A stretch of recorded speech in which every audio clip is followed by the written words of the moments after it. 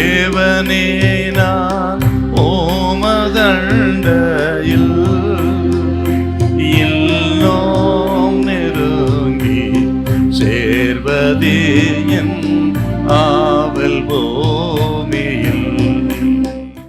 மத்தேயு சுவிசேஷம் 6:10 நாம் வாசிக்க கேட்போம்.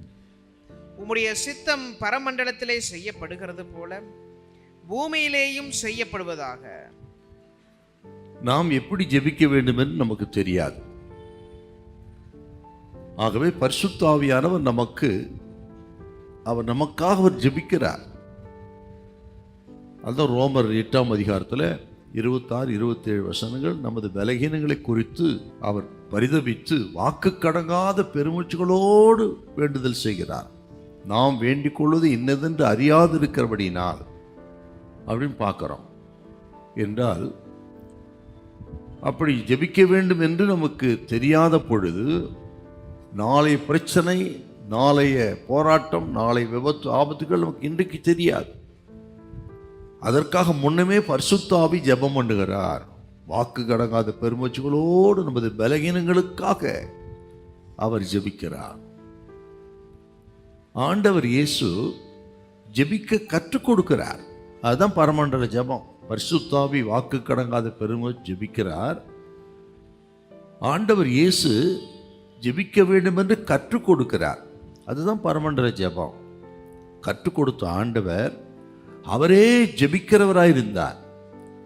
அதிக இருட்டோடு எழுந்து போய் வனாந்தரமான இடத்துல ஜெபம் பண்ணினார்.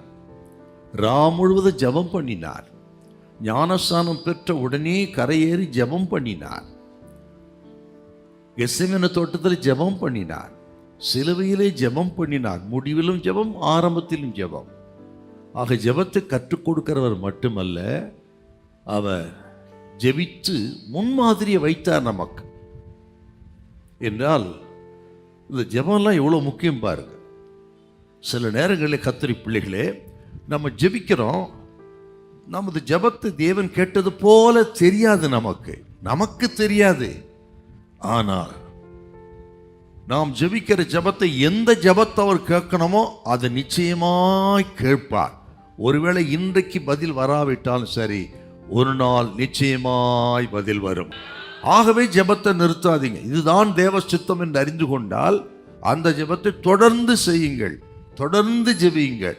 ஒரு நாள் வரும், உங்கள் ஜெபம் கேட்கப்படும். ஹல்லேலூயா.